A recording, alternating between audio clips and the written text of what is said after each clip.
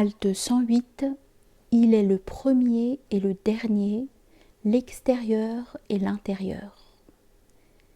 Le Très-Haut a dit, il est le premier et le dernier, l'extérieur et l'intérieur. Sourate 57, verset 3.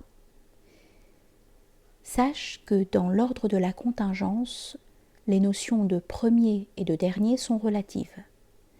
Le premier l'est par rapport à ce qui lui est postérieur, et le dernier l'est par rapport à ce qui lui est antérieur. Sous ce rapport, quelque chose peut être en même temps premier et dernier, selon deux perspectives différentes. La primauté chez Dieu signifie que sa réalité n'a pas de commencement. Ce nom de premier est immuable, comme le reste de ses noms. Il n'induit aucun rapport avec ce qui est existentiel, car si sa primauté et ses autres qualités étaient relatives à l'ordre contingent, cela impliquerait que la contingence le seconde, ce qui est impossible. Il peut être aussi premier si l'on considère que tout ce qui est autre que lui tire son origine de lui. Sa postériorité signifie que toutes choses reviennent à lui, comme il l'a dit, « N'est-ce pas vers Allah que finissent les choses ?» Sourate 42, verset 53. « À lui est ramené l'ordre tout entier » Sourate 11, verset 123. Dans ce verset, cependant, il n'est pas question de sa primauté et de sa postériorité, en ce sens. Il s'agit plutôt de sa primauté qui comprend sa postériorité, et de sa postériorité qui comprend sa primauté, ce qui est une particularisation des noms par la fonction de divinité, grâce à laquelle celle-ci est connaissable. Autrement dit, c'est la synthèse des contraires.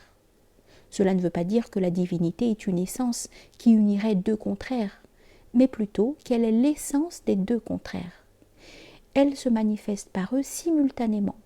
Il est donc premier là où il est dernier, et dernier là où il est premier. L'essence est unique, non sous deux rapports, mais sous un seul. Ainsi, le Très-Haut est-il avec chaque chose, sans lui être antérieur ou postérieur, sans se fractionner ou se diviser. Le rapport de l'essence avec les déterminations principielles contenues dans la science divine est unique, et les existentiers n'ont ni antériorité ni postériorité par rapport à l'essence. Sa postériorité est identique à son antériorité, ou encore, il n'y a ni antériorité ni postériorité. La restriction découlant de la détermination par l'article indique qu'il n'y a pas de premier ni de dernier si ce n'est lui. Tout premier et tout dernier est lui, et il n'y a pas de dernier puisque les possibilités contingentes n'ont pas de fin. Elles se renouvellent sans fin. Voilà qui rend perplexe les raisons et ce que j'ai accepté. Il en est de même pour l'extérieur et l'intérieur. Il se manifeste là où il s'occulte, et il s'occulte là où il se manifeste, et ce sous un rapport unique. Sa manifestation est identique à son occultation, et son occultation est identique à sa manifestation dans la synthèse de l'essence. Cependant, chacun des deux noms a des modes et des particularités propres de par la différenciation des qualités divines. Cette phrase, Dieu me l'a dictée en songe et je l'ai ajoutée à ce texte. Le nom l'intérieur, c'est le souffle du tout miséricordieux, tandis que le nom l'extérieur, c'est la nuée, le souffle étant fondamentalement identique à la nuée. Seule la forme, qui est une chose relative, change. La nuée est identique au monde, l'intérieur donc est identique à l'extérieur, et l'extérieur est identique à l'intérieur. Ainsi, ce qui précède clarifie le verset. Il n'est d'extérieur sinon lui. Il n'est d'intérieur sinon lui. Tout intérieur et tout extérieur, c'est lui. Il est le contemplant, le contemplé et la contemplation. Nous ne disons pas qu'il est manifeste par ses noms et caché par son essence, comme le professe le lettré, car les noms sont conceptuels. Leur manifestation est impossible sans l'essence qu'il désigne. Il est donc l'extérieur par l'essence et l'intérieur par l'essence, manifeste au regard et aux vues intérieures, caché au regard et aux vues intérieures. Où est donc Allah? Et où est donc le monde? il n'y a là qu'Allah que l'on nomme monde. C'est lui qui apparaît dans le monde même qui devient son support de manifestation. Tout ce qui apparaît est présent dans un support où il apparaît. Ainsi, celui qui apparaît est-il intégré à son support d'apparition sans pour autant qu'il y ait localisation, fusion ou mélange? Comment la réalité pourrait-elle fusionner avec l'irréel? Comment l'éphémère pourrait-il prendre place dans l'éternel? Alors que Dieu était caché, voilà qu'il se manifesta par le monde. Il devint manifeste car le monde est sa forme. C'est le sens de la parole des initiés. Il se connut lui-même et sa connaissance du monde vient de sa connaissance de lui-même. Le monde, en effet, n'est pas quelque chose de surajouté à lui, exalté soit-il. Le Cheikh el-Akbar ibn Arabi a dit « Nous sommes les supports de manifestation et l'adoré est celui qui nous manifeste. Et ce qui fait apparaître l'univers n'est autre que l'univers lui-même. Faites-y attention. Je ne l'adore que par sa forme, de sorte qu'il est la divinité adorée dans le repli caché de laquelle il y a l'homme. » Il a dit aussi « Ne fuis pas et ne table pas sur une quête. Chaque chose que tu vois, c'est cela, Allah. » Il a dit aussi il n'y a là qu'Allah, l'univers étant évanescent. Il n'y a là que l'univers et c'est Allah qui apparaît. La science n'est que l'ignorance à propos d'Allah. Prends appui sur ce que je dis, car sous peu je pars en voyage. Ainsi, la manifestation de Dieu par son essence, désignée par les noms du monde et revêtue de ses qualifications, est son voile et son occultation. S'il se manifestait par ses noms et attributs, le monde ne pourrait avoir ni d'existence à soi, ni de nom propre. Il est comme le nombre 1 dont naît l'indéfinité des autres nombres. Ces derniers ne sont autres que le 1 qui se transporte dans tous les degrés numéraux, prenant alors un autre nom comme le 2, le 3 et ainsi de suite indéfiniment. Si le 1 n'apparaissait que sous son nom, on ne dirait que 1 à chaque fois, et il n'y aurait pas d'autres nombres. Celui à qui Dieu se révèle par son nom l'extérieur voit Dieu en toute chose et dans la moindre particule du monde supérieur ou inférieur. Rien ne le laisse indifférent. Il ne demande pas à être voilé à quoi que ce soit. Il voit l'unité pure dans la multiplicité et la multiplicité dans l'unité. Autrement dit, il voit l'unique véritable comme multiple sous le rapport de ses noms et expressions, et voit le multiple comme unique sous le rapport où la multiplicité retourne à l'unique source. Tout cela sans sortir de la non-dualité fondamentale. De même, l'ignorant voit Allah, exalté soit-il, car il est l'œil même de tout ce qui voit, mais il ne le reconnaît pas.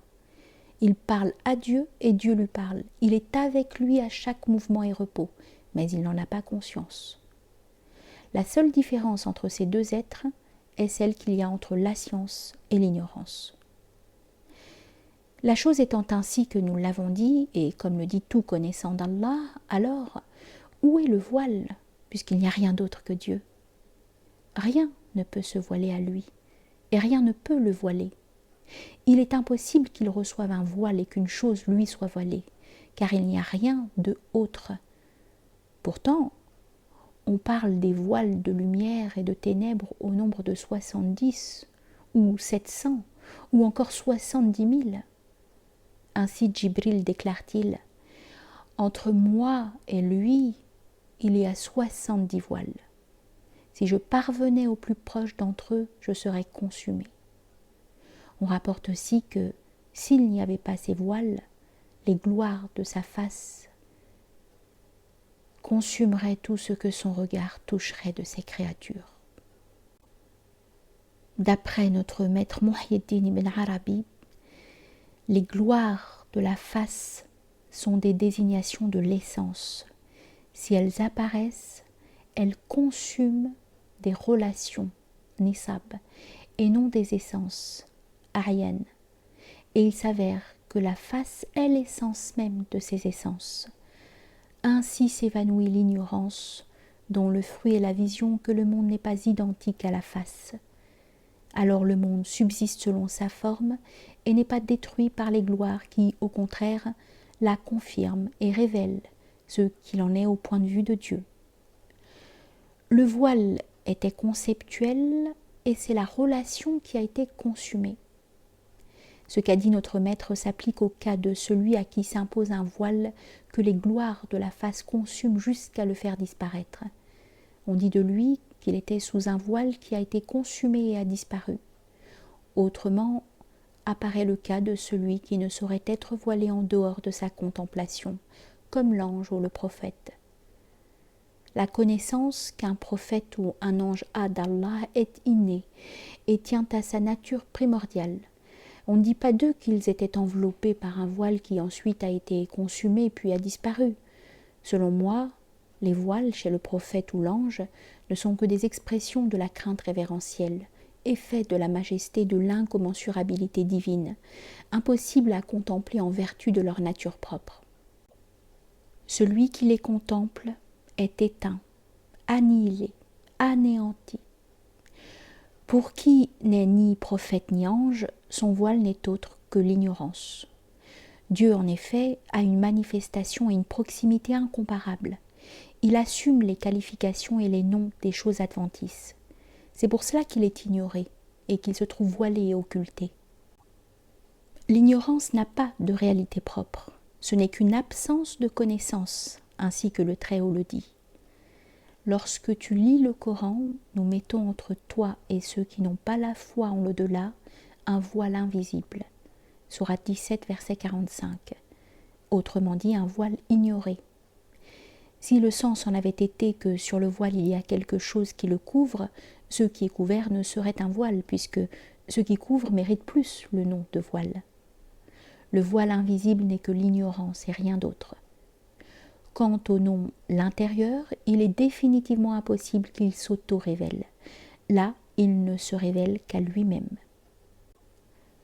Lors d'un événement spirituel arrivant au moment où je mettais au point cette halte, il me fut dit « Si Dieu se révélait à l'une de ses créatures, ce ne serait qu'aux savants. » Et je sus d'une part que la théophanie dont il s'agissait en l'occurrence était la théophanie impossible dont j'ai parlé plus haut, et qui est celle du nom l'intérieur, et d'autre part que les savants en question sont les savants par Allah, exalté soit-il, qui sont supérieurs aux connaissants.